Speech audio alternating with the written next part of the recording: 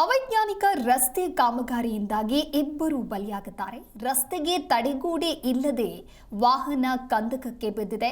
ಸಖರಾಯಪಟ್ಟಣ ಬಾಣಾವರ ಸಂಪರ್ಕಿಸುವಂತಹ ರಸ್ತೆಯಲ್ಲಿ ಆಗಿರುವಂಥದ್ದು. ದೇವನೂರು ಗ್ರಾಮದ ಮೂಲಕ ಹಾದು ಹೋಗುವಂತಹ ರಸ್ತೆ ಇದು. ಚಿಕ್ಕಮಗಳೂರು ಜಿಲ್ಲೆಯ ಸಖರಾಯಪಟ್ಟಣ ತಾಲೂಕಿನ ಗ್ರಾಮವೊಂದರಲ್ಲಿ ಈ ಅಪಘಾತ ನಡೆದಿದೆ.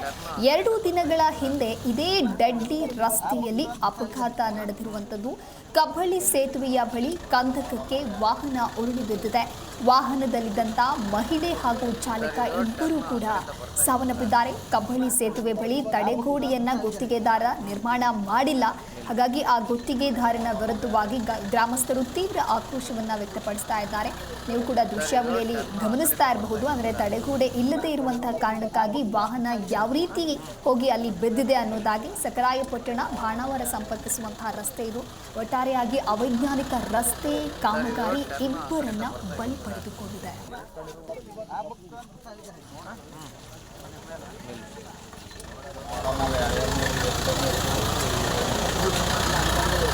ಸರ್, ಇದು ಟರ್ನ್ ಆ ಕಡೆಯಿಂದ ಬರ್ತಾ ಈ ಕಡೆ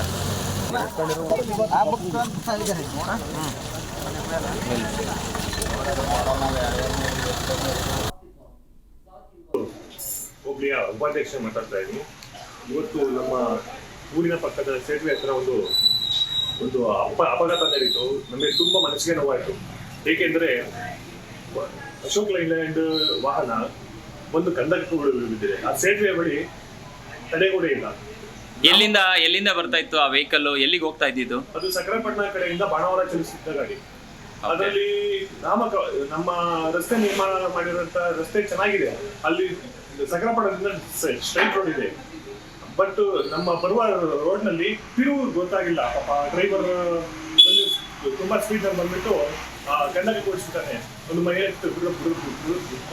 ಸಾವನ್ನಪ್ಪಿದ್ದಾರೆ ಮತ್ತು ಡ್ರೈವರ್ ಸ್ಥಿತಿ ಚಿಂತಾಜನಕವಾಗಿದೆ ಅಂತ ನೋಡಿದ್ವಿ. ನಾವು ಸ್ಥಳದಲ್ಲಿದ್ದು ಅವ್ರನ್ನೆಲ್ಲ ಹಾಸ್ಪಿಟಲ್ ಕಳಿಸುತ್ತ ಕೆಲಸ ಮಾಡಿದ್ವಿ. ಮತ್ತು ಅಲ್ಲಿ ಒಂದು ತಡೆಗೋಡೆ ನಿರ್ಮಾಣ, ಒಂದು ನಾಮಫಲಕ ನಿರ್ಮಾಣ ಮಾಡಬೇಕಾಗಿ ನಮ್ಮಲ್ಲಿ ಕಳಕಳಿಯಿಂದ ಕೇಳ್ಕೊತಾ ಇದ್ದೀವಿ. ಯಾವ ಇಲಾಖೆಗೆ ಸೇರ್ಪಡುತ್ತೆ ಆ ಇಲಾಖೆಯವರು ತಕ್ಷಣವೇ ತಡೆಗೋಡೆ ನಿರ್ಮಾಣ, ಒಂದು ತಿರುವಿದೆ ಅಂತ ಒಂದು ಬೋರ್ಡ್ ಹಾಕಿದ್ರೆ ನಮಗೆ ತುಂಬಾ ಅನುಕೂಲ ಆಗುತ್ತೆ ಅಂತ